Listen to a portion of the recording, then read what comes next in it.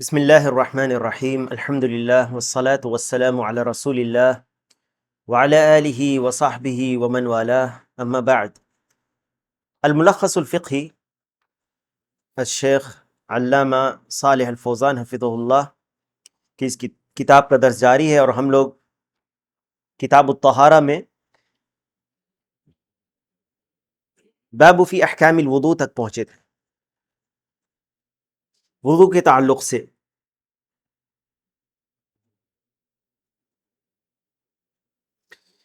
کہتے ہیں شیخ، یقول اللہ تعالی یا ایہا الذین آمنوا اذا قمتم الى الصلاة فاغسلوا وجوہکم وایدیکم الى المرافق وامسحوا برؤوسکم وارجلکم الى الکعبین۔ اللہ تعالیٰ کہتا ہے یا ایہا الذین آمنوا، اے وہ لوگ جو ایمان لائے ہو، اے ایمان والو، اذا قمتم الى الصلاة، جب تم صلاح کے لیے اٹھو، جب تم نماز کے لیے اٹھو، فاغسلوا وجوہکم، تو اپنے چہرے دھو لیا کرو یا اپنے منہ دھو لیا کرو، یعنی چہرے دھونا۔ فاغسلوا وجوہکم، اپنے چہروں کو دھو لو۔ وَأَيْدِيَكُمْ إِلَى الْمَرَافِقِ، اپنے چہروں کو دھو لے یا منہ کو دھو لو۔ وَأَيْدِيَكُمْ إِلَى الْمَرَافِقِ، اور اپنے ہاتھوں کو کہنیوں سمیت دھو لو۔ إِلَى الْمَرَافِقِ یعنی مرافق کہنیوں، کہنیوں تک سے مراد کہنیوں سمیت، کہنیوں سمیت دھو لو۔ إِلَى الْمَرَافِقِ وَامْسَحُوا بِرُؤُوسِكُمْ وَأَرْجُلَكُمْ إِلَى الْكَعْبَيْنِ۔ وَامْسَحُوا بِرُؤُوسِكُمْ، اور اپنے سر کا مسح کر لیا کرو۔ وَأَرْجُلَكُمْ إِلَى الْكَعْبَيْنِ، اور اپنے پاؤں کو دھو لیا کرو۔ کہاں تک؟ ٹخنوں تک دھو لیا کرو۔ فَهَذِهِ الْآيَةُ الْكَرِيمَةُ أوجبت الوضوء للصلاة، اس آیت سے، اس آیت کریمہ سے پتہ چلتا ہے کہ وضو جو ہے، وضو صلاح کے لیے واجب ہے۔ اللہ کا نے حکم دیا ہے اس کا، وضو کرنے کا۔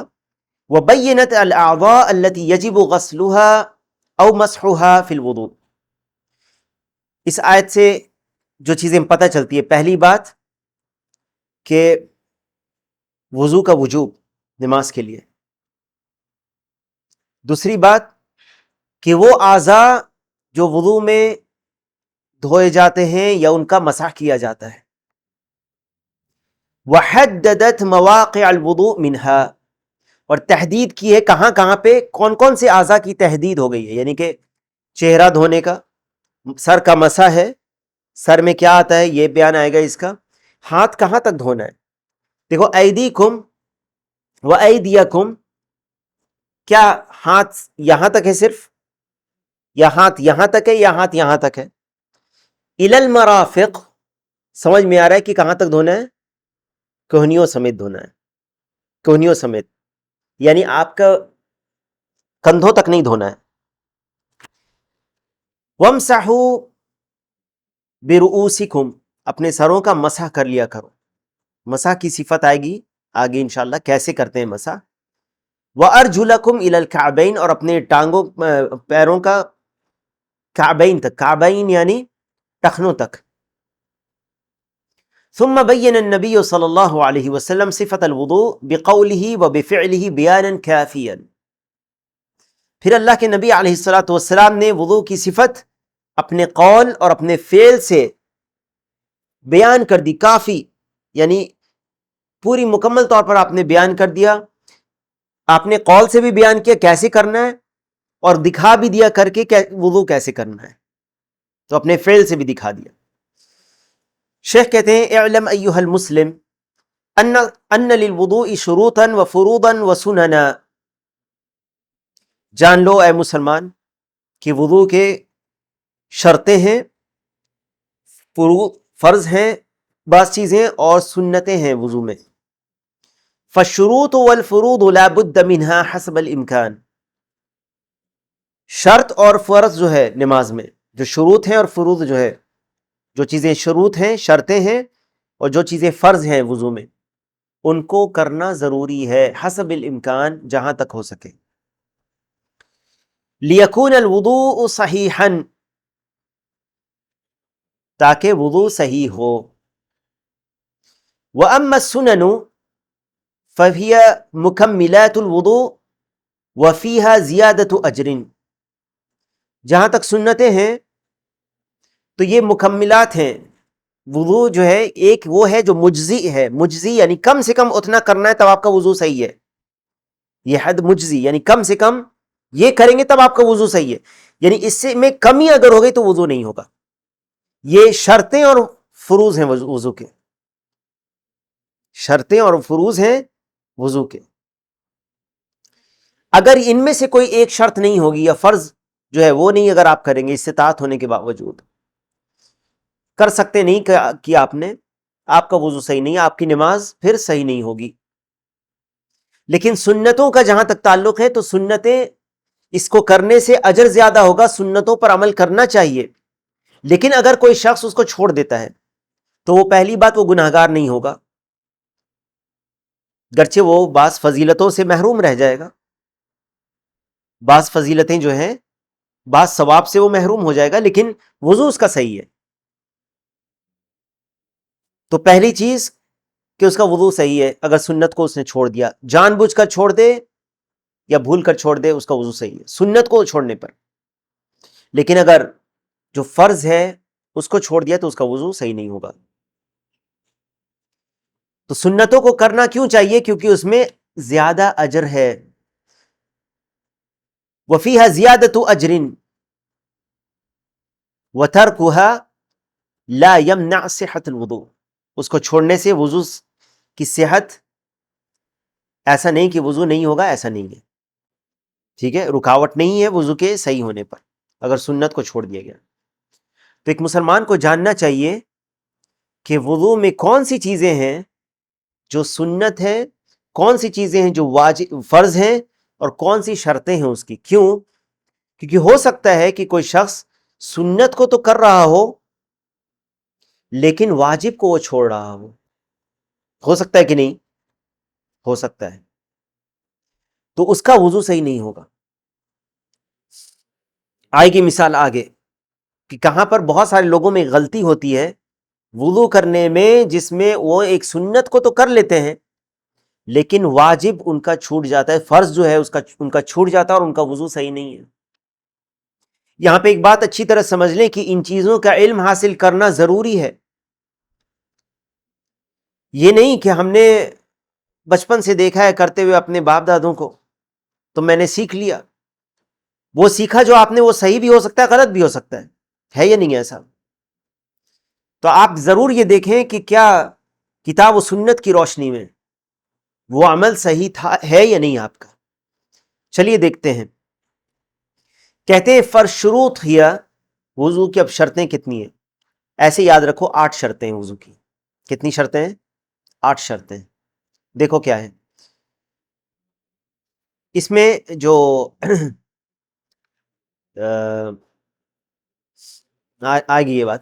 پہلا ہے الاسلام، اسلام یعنی مسلمان ہونا اس شرط کا، اس شخص کا جو وضو کر رہا ہے، یعنی کافر اگر وضو کرے تو اس کا وضو کا کوئی اعتبار نہیں ہوگا، کیونکہ وضو کرنا عبادت ہے، اور عبادت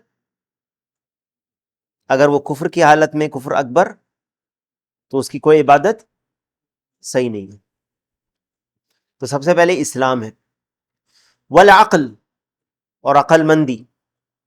اسلام کی ضد کیا ہے؟ کفر ہے، اور عقل مندی کی ضد جنون۔ بارک اللہ فیک، جنون۔ اگر کوئی شخص مجنون ہے، پاگل ہے، وہ وضو کرتا ہے تو اس کا وضو کا، کیونکہ اس کی نیت نہیں ہے، کیا کر رہا ہے وہ نہیں پتا اس کو، کیونکہ اس کی عقل ابھی کام نہیں کر رہی۔ والتمیز، تمیز یعنی صحیح اور غلط، اس کی جو ضد ہے وہ کیا ہے؟ التمیز کی ضد کیا ہے؟ بچپنا۔ بارک اللہ فیک، الصغر۔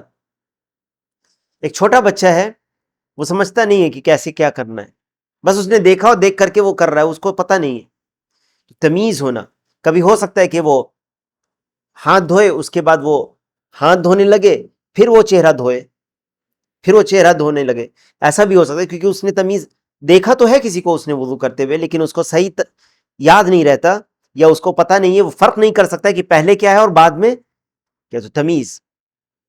والنیہ، نیت کا ہونا. کیا معنی ہے نیت کا ہونا؟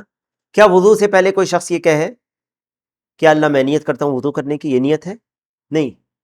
زبان سے نیت کرنا یہ بدعت ہے. یہاں پر نیت کا ہونا یعنی جب آپ اٹھے ہیں وضو کرنے کی نیت سے، آپ کی دل کا ارادہ ہے کہ آپ کو نماز کے لیے وضو کرنا ہے، یہ آپ کی نیت ہو گئی. تو آپ جاتے ہیں اس نیت سے، ارادے سے کہ آپ وضو کریں گے، یہ آپ کی نیت ہے. کیسے سمجھیں گے کہ نیت کیسے ہوئی اور نہیں ہوئی؟ بغیر نیت کے وضو نہیں ہوگا. مثال کے طور پر آپ آتے ہیں آفس سے، آپ نے عصر کی نماز پڑھی ہے کہ نہیں بھول گئے آپ آتے ہیں، اپنے ہاتھوں کو آپ نے دھویا ٹھیک اسی طرح سے جیسے وضو کرنے میں دھوتے ہیں. آپ نے کلی کی اور ناک میں پانی ڈالا صاف کرنے کے لیے، ناک گرد غبار کی وجہ سے. چہرے کو آپ نے جب دھویا تو آپ کو یاد ہے آپ نے عصر کی نماز نہیں پڑھی ہے.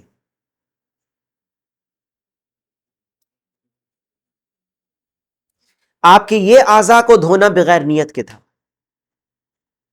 سمجھ گئے آپ؟ تو اب کیا کریں گے کہ چہرے کے بعد کیا ہاتھ سے دھونا شروع کر دیں؟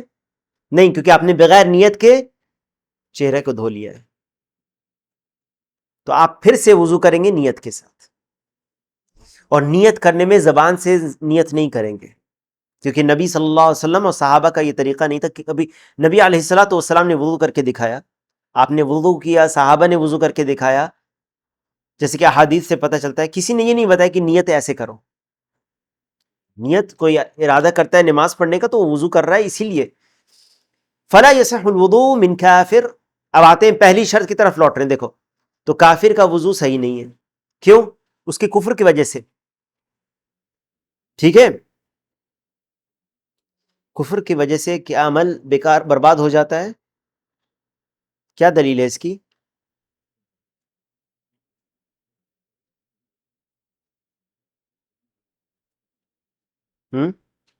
کوئی دلیل یاد آ رہی ہے؟ وَمَن يَكْفُرْ بِالْإِيمَانِ فَقَدْ حَبِطَ عَمَلُهُ. وَمَن يَكْفُرْ بِالْإِيمَانِ، سورہ المائدہ کی آیت، اسی وضو کی آیت سے پہلے یہ آیت ہے. وَمَن يَكْفُرْ بِالْإِيمَانِ فَقَدْ حَبِطَ عَمَلُهُ، تو اس کا عمل حبط ہے. چونکہ وضو ایک عبادت ہے اور عبادت اللہ تعالیٰ قبول نہیں کرے گا کفر و شرک کی حالت میں. تو مثال کے طور پر اگر کوئی شخص وضو کر لیتا ہے یا وہ وضو کرنے کے بعد مرتد ہو جاتا ہے اور پھر ایمان لے آتا ہے تو پھر اس کو وضو کرنا پڑے گا.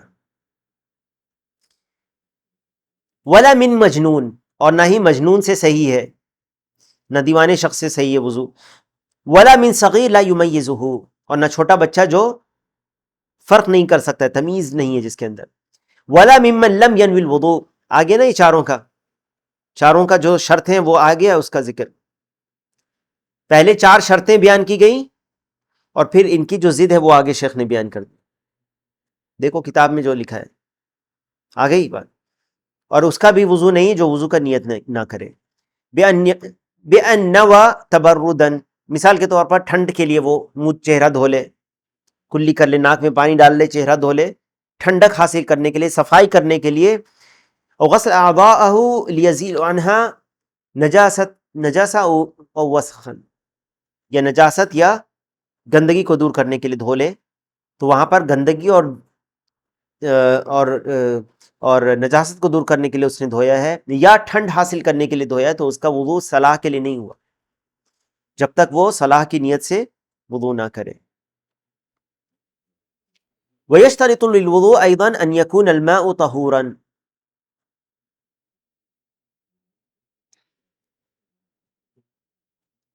وَيَشْتَرِطُ لِلْوُضُوءِ، اور شرط ہے یہ کہ پانی جو ہے وہ پاک ہو. کما سبق، جیسے کہ پہلے گزر چکا ہے. فَإِنْ كَانَ نَجِسًا، اگر پانی نجس ہے، لم يجزئه، تو یہ کافی نہیں ہوگا. ظاہر سی بات ہے جو نجس ہے وہ خود بھی نجس ہے اور دوسرے کو بھی نجس کر دیتا ہے. پانی کی 3 قسمیں بیان ہوئی تھی، طاہر، طہور اور تو ان یکون الماء طہورا. طہور ہونا چاہیے. ان يكون الماء طهورا كما سبق. فإن كان نجسا لم يجزه ويشترط للوضوء أيضا أن يكون الماء مباحا.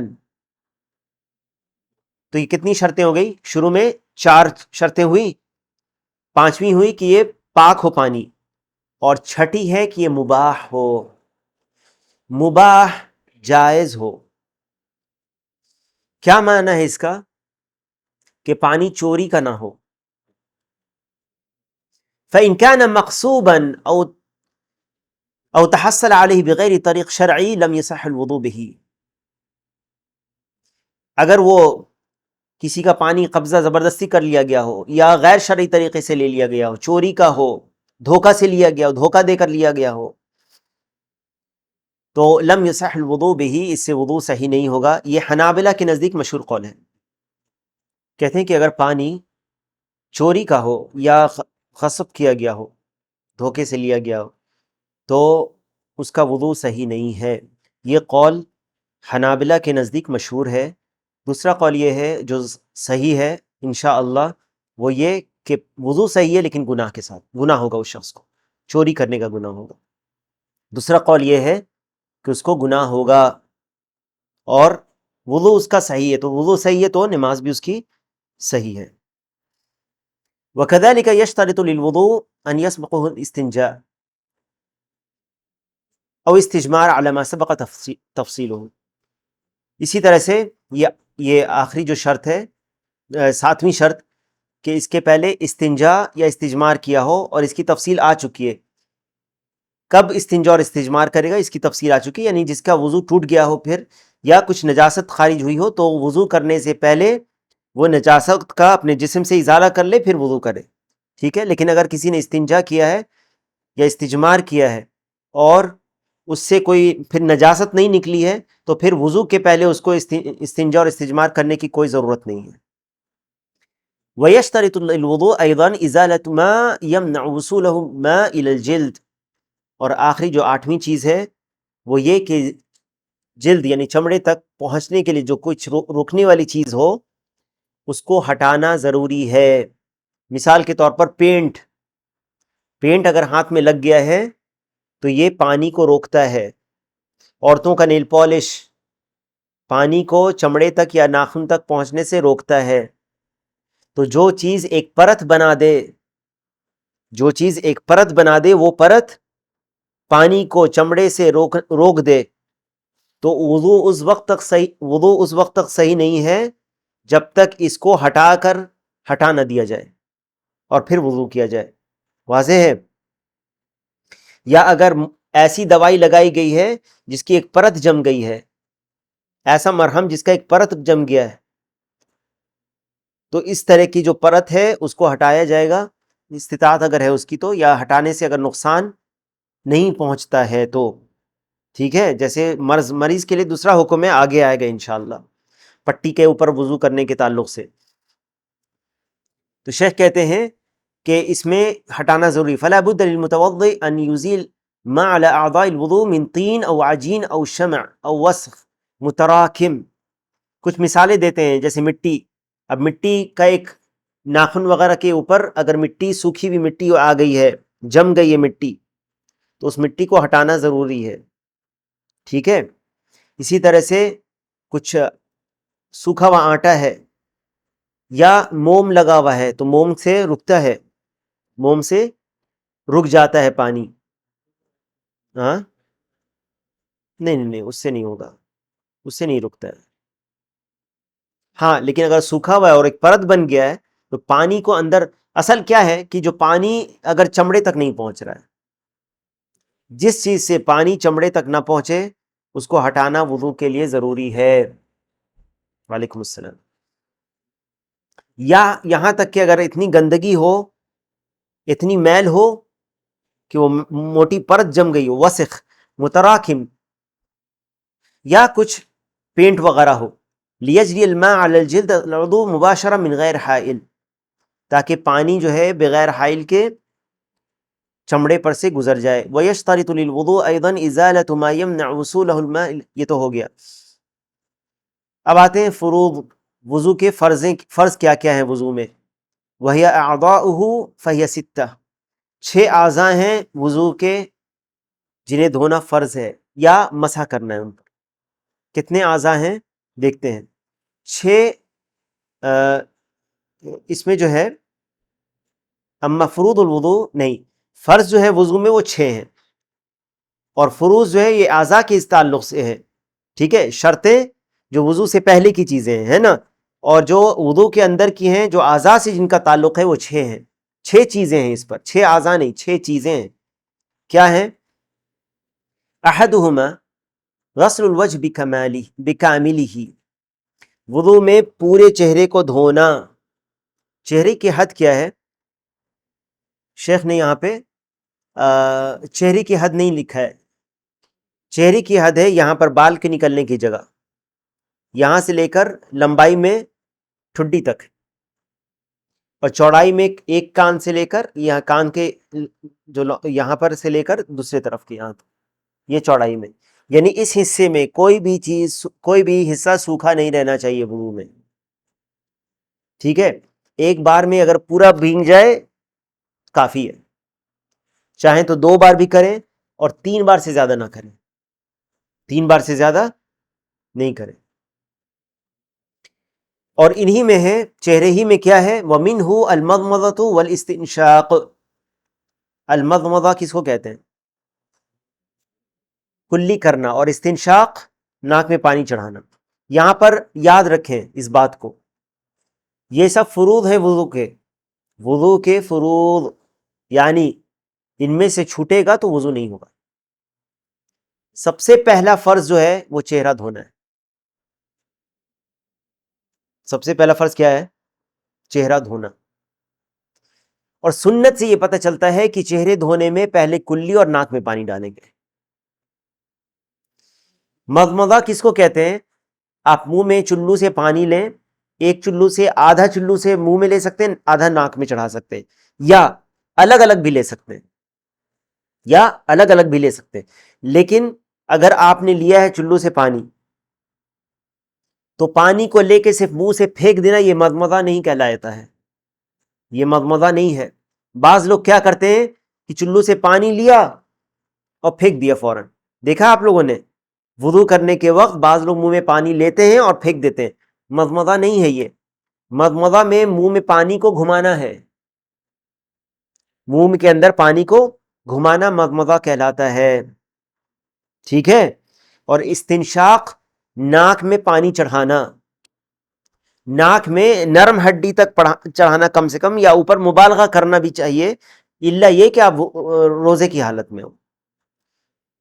مضمضہ کا معنی یہ نہیں کہ آپ حلق کے اندر تک پانی پہنچائیں، ضروری نہیں ہے، منہ کے اندر پانی کو گھمانا، ٹھیک ہے۔ وَمِنْهُ الْمَضْمَضَةُ وَالْإِسْتِنْشَاقُ فَمَنْ غَسَلَ وَجْهَهُ وَتَرَكَ الْمَضْمَضَةَ وَالْإِسْتِنْشَاقَ أَوْ أَحَدَهُمَا، جس نے وضو کیا اور مضمضہ اور استنشاق کو چھوڑ دیا یا ایک کو چھوڑ دیا، لم یصح وضوءہ، اس کا وضو صحیح نہیں ہے۔ لأن الفم، کیوں؟ کیونکہ جو منہ ہے اور ناک، لأن الفم والانف، منہ کے اندر اور ناک یہ وجہ میں سے، چہرے میں سے۔ اللہ سبحانہ وتعالی نے کیا فرمایا؟ یا ایھا الذین آمنوا اذا قمتم الى الصلاة فاغسلوا وجوہکم، تو وجوہکم میں چہرہ میں، ناک میں پانی، اور کلی اور ناک میں پانی ڈالنا بھی شامل ہے۔ لأن الفم والانف من الوجه، واللہ تعالی یقول فاغسلوا وجوہکم، فامر بغسل الوجه کلہ، پورے چہرے کو دھونے کا حکم دیا ہے۔ فمن ترک شیئا منہ لم یکن ممتثلا امر اللہ تعالی، تو جو ایک چیز چھوڑ دیتا وہ اللہ کے حکم کو اس نے پورا نہیں کیا۔ والنبی صلی اللہ علیہ وسلم تمضمض واستنشق، نبی صلی اللہ علیہ وسلم نے کلی کیا اور ناک میں پانی بھی چڑھایا جب بھی وضو کیا۔ تو کلی کرنا مضمضہ ہے، استنشاق ناک میں پانی چڑھانا، اور استنثار ناک سے پانی کو نکالنا ہوے کے ساتھ، یہ ہے استنثار۔ مضمضہ اور استنشاق یہ واجب ہے، یہ وضو کا حصہ ہے، استنثار نہیں، استنثار مستحب ہے، سنت ہے، ٹھیک ہے۔ الثانی غسل الیدین مع المرفقین، ہاتھ کو دھونا مرفقین تک، یہاں سے یہاں تک دھونا، یہ مرفقین، مرفق ہے یہ، تو ہاتھ ایسا دھوئیں کہ آپ پانی لیں اور اس پانی کو پورے ہاتھ پر، کہ آپ کے ہاتھ سے پانی کا قطرہ گرے، یہ دھونا ہے۔ مسح میں ہاتھ کو پانی سے بھگا کر پوچھتے ہیں، یہ مسح ہے، اور دھونے کا میں آپ پانی کو لیتے ہیں اور پانی کو پورے عضو پر آپ بہاتے ہیں، یہ کیا ہے؟ یہ دھونا ہے، ٹھیک ہے۔ ہاتھ کہاں سے دھوئیں گے؟ کیا ہاتھ شروع میں جب وضو کرتے ہیں تو یہ ہاتھ دھوتے ہیں؟ پہلے شروع میں جب وضو کرتے ہیں تو کیا کرتے ہیں؟ ہاتھ کو دھوتے ہیں نا، یہ دھونا سنت ہے۔ کیا ہے یہ؟ شروع میں ہاتھ دھونا کیا ہے؟ سنت ہے۔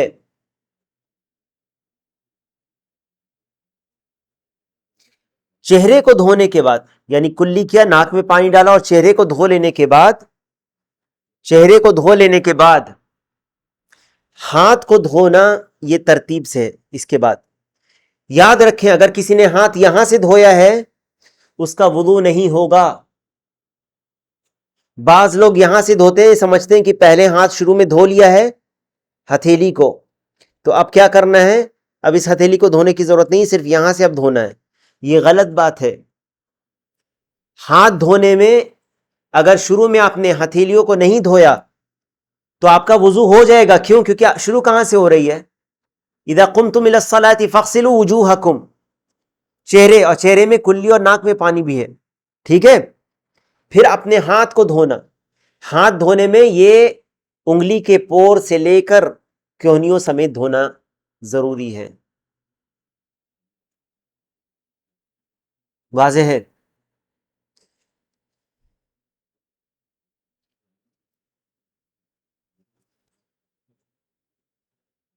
تو الثانی غسل الیدین مع المرفقین لقوله تعالی وایدیکم الی المرافق، ای مع المرافق، یعنی کہنیوں سمیت،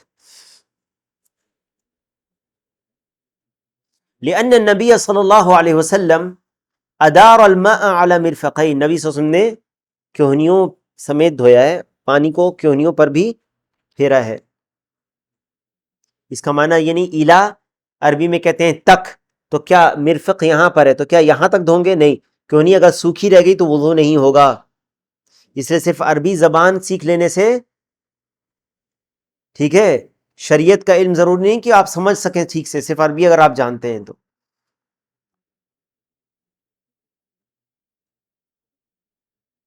وفي حديث آخر وغسل يديه حتى أشرع في العضد ومما يدل على دخول المرفقين في المغسول، اور دوسری حدیث میں کہ نبی صلی اللہ علیہ وسلم نے ہاتھ دھویا کہاں تک؟ یہاں تک، مسلم کی روایت میں، اور پھر جس سے پتہ چلتا ہے کہ مرفقین بھی، کہنی بھی اس میں شامل ہے دھونے کی۔ والثالث، تیسری چیز، مسح الرأس کلہ، اپنے سر کا مسح کرنا، پورے سر کا مسح کرنا۔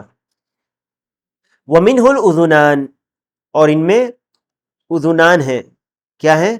دونوں کان ہیں۔ لقولہ تعالی وامسحوا برؤوسکم، اور اپنے سروں کا مسح کرو۔ سروں کا مسح کرنے کا طریقہ کیا ہے؟ ہاتھ کو پانی سے بھگا کر، پانی نہیں لیں گے پورا، بلکہ ہاتھ میں پانی کو بھگا کر یہ پیچھے تک، ٹھیک ہے، اور پھر واپس آگے تک، یہ ہو گیا سر کا مسح۔ اور کانوں کا مسح اسی پانی سے، اسی ہاتھ سے کریں گے، دوبارہ پانی لینے کی ضرورت نہیں ہے۔ سمجھ گئے؟ یعنی پہلے آپ ہاتھ کو بھگا کر سر کے آگے حصے سے پیچھے حصے تک لے جائیں، پھر واپس آئیں، اور پھر اپنے کانوں کا مسح کریں، پورے کان کا مسح۔ اسی طرح سے بعض لوگ کیا کرتے ہیں، کہیں کہیں پر آدھے سر کا مسح کرتے ہیں، آدھا نہیں، پورا سر کا مسح کریں گے، 3 بار نہیں، 1 بار کریں گے، کیونکہ نبی صلی اللہ علیہ وسلم کی سنت سے پتہ چلتا ہے 1 بار کرنا مسح۔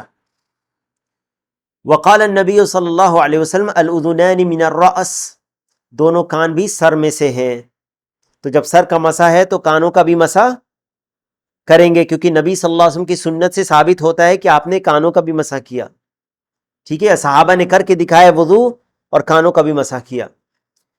رواہ ابن ماجہ والدارقطنی وغیرہما فلا یجزی مسح بعض الرأس، بعض سروں کا مسح کرنا، بعض سر کا مسح کرنا کافی نہیں ہوگا، ٹھیک ہے۔ یہاں پر ایک بات بتا دوں کہ مسح کرنے میں سروں کا مسح ہے، سروں کا مسح، سر کا مسح کریں گے نا، اور کان کا مسح، یہ گردن کا مسح نہیں ہے ثابت، یہ گردن کا مسح جو بعض لوگ کرتے ہیں وضو کرنے میں بعض چیزیں ثابت نہیں ہیں یا بدعت ہے، جو چیز ثابت نہیں ہے صحیح حدیث سے وہ گردن کا مسح، کہ بعض لوگ گردن کا مسح کرتے ہیں، اور بعض لوگ جو پانی لے کے چومتے ہیں آنکھ پر لگا، پتہ نہیں کیا کیا خرافات نکال لیا اپنی طرف سے، ہاں یہ کہاں سے دیکھا آپ لوگوں نے؟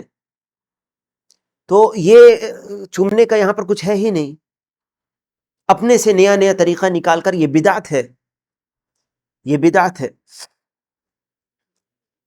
جتنا بتایا جاتا ہے اتنا کریں، یہ دین آپ کا نہیں ہے، اللہ کا دین ہے، یہ اللہ کا دین ہے، جتنا بتایا گیا آپ کے ہمارے رسول صلی اللہ علیہ وسلم نے جس طرح سے بتایا، جتنا بتایا ہے اتنا ہی کریں، کیونکہ اس سے زیادہ کرنے کی ہمیں اجازت نہیں ہے۔ الرابع، چوتھی چیز، غسل الرجلین مع الکعبین، پاؤں کو دھونا ٹخنوں سمیت، یعنی پانی آپ بہائیں اور انگلیوں کے پور سے لے کر پورے پاؤں کو ایڑیوں سمیت اور ٹخنوں سمیت دھوئیں، لقولہ تعالی وارجلکم الی الکعبین، اور اپنے پاؤں کو ٹخنوں سمیت دھو لو۔ وَإِلَى بِمَعْنَى مَعَ، إِلَى کا معنی مع ساتھ ہے، وَذَلِكَ لِلْأَحَادِيثِ الْوَارِدَةِ فِي صِفَةِ الْوُضُوءِ، یہ جو احادیث ہیں اس کے تعلق سے جو وضو کی صفت میں ہے، فَإِنَّهَا تَدُلُّ عَلَى دُخُولِ الْكَعْبَيْنِ، فَإِنَّهَا تَدُلُّ عَلَى دُخُولِ الْكَعْبَيْنِ فِي الْمَغْسُولِ، کیونکہ یہ پتہ چلتا ہے اس سے کہ ٹخنوں کو بھی شامل کیا جائے گا دھونے کے اعضاء میں سے، ٹخنے بھی ہیں۔ کتنے ہوں گے فرض؟ 4۔ پانچواں کیا ہے؟ یہ 4 فرض کس سے پتہ چلتا ہے؟ آیت سے پتہ چل رہا ہے، اور نبی صلی اللہ علیہ وسلم کے طریقے سے پتہ چل رہا ہے، کیونکہ نبی صلی اللہ علیہ وسلم نے کلی بھی کیا، ناک میں پانی بھی ڈالا۔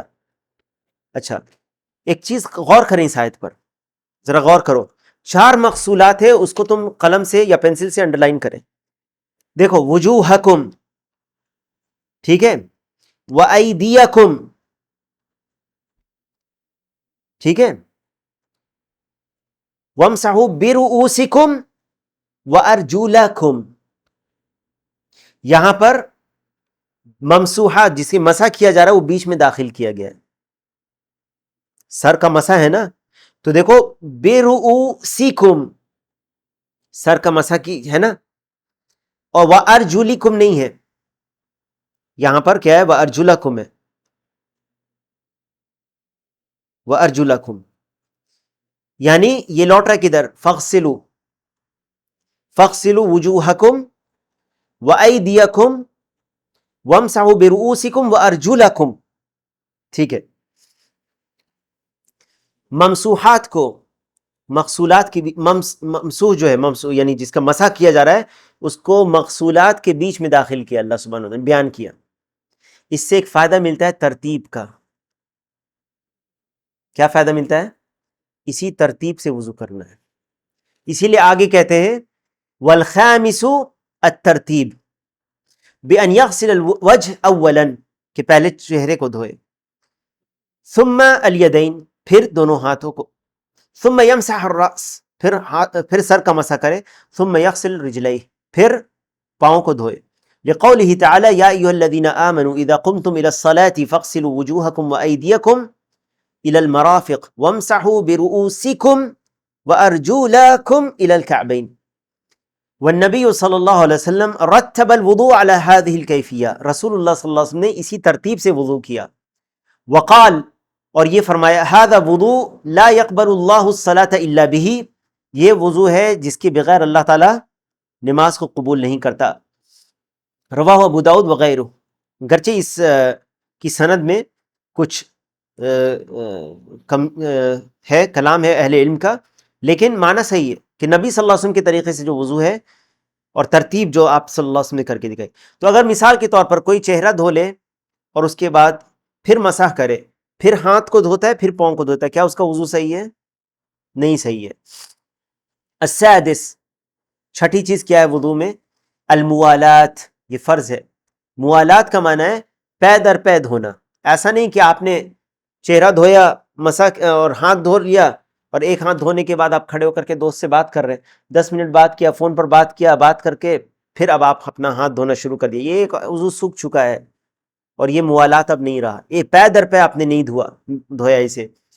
الموالات وہی ان یکون غسل الاعضاء المذکورہ متوالیا، ایک کے بعد ایک پے در پے کیا جائے، بحیث لا یفصل بین غسل العضو وغسل العضو الذی قبلہ، بل ایسا نہ ہو کہ ایک آپ یہ چھوڑ دیں، بیچ میں فاصلہ چھوڑ دیں دونوں کے بیچ میں، بلکہ ایک کے وضو کے بعد ایک وضو کے بعد دوسرا وضو دھو لیں۔ یہ موالات کے خلاف نہیں ہے کہ جس نل میں آپ دھو رہے ہیں اگر اس میں پانی بند ہو گیا تو آپ چلے جائیں اور دوسرے نل پر کر لیں جو بغل میں ہے، یا وہاں پر سے پانی لے لیں کسی اور چیز میں، جبکہ آپ کا ایک وضو بھیگا ہوا ابھی بھی ہے نا، تو آپ دوسرے وضو کو پھر دھو لیں اور آپ وضو کو پورا کر لیں۔ یہ بات اگر ایسی ہوتا ہے کہ آپ ایک وضو آپ نے کر لیا اور اس کے بعد آپ جیسے ایک شخص کو میں نے دیکھا یہ وضو اس نے کر لیا اور اس نے موزہ پہنا ہوا تھا تو مسح نہیں کیا اس نے، اور وہ وہاں سے نکل گیا اور کہا کہ میں اپنے کمرے میں جا کر مسح کروں گا، جو اس کا آفس تھا دوسرے فلور پر، وہ جو ہے موالات نہیں ہوگا پھر، یا پھر اس بیچ میں کسی سے بات کرے گا۔ اہل علم کہتے ہیں موالات کے ایک وضو کے پہلے سوکھنے سے پہلے دوسرے وضو کو وہ کیا کرے؟ دھو لے۔ سمجھ رہے ہو؟ بل یتابع غسل الاعضاء الواحد تلو الاخر حسب الامکان، جہاں تک ہو وہ اسی طرح سے وضو کرے کہ حسب الامکان ایک کے بعد ایک کرے۔ هذه فروض الوضوء التي لا بد منها فيه على وفق ما ذكر الله في كتابه، اسی طرح اللہ تعالی نے بیان کیا اپنی کتاب میں اور رسول اللہ صلی اللہ علیہ وسلم نے اس کا ذکر کیا ہے۔ باقی جو چیزیں ہیں وہ اگلے درس میں آئیں گی انشاءاللہ، کہ کیا بسم اللہ پڑھنے کا کیا حکم ہے، وضو سے پہلے کیا بسم اللہ پڑھیں گے کہ نہیں، اور اس کے بعد کچھ سنتیں، اور پھر مکمل صفت وضو کی بیان کی جائے گی انشاءاللہ۔ ٹھیک ہے، آج یہیں پر رکتے ہیں۔ بارک اللہ فیکم وجزاکم اللہ خیرا، سبحانک اللہم وبحمدک، اشہد ان لا الہ الا انت، استغفرک واتوب الیک۔ اللہم صلی وسلم وبارک علی نبینا محمد وعلی آلہ وصحبہ اجمعین، الحمدللہ رب العالمین۔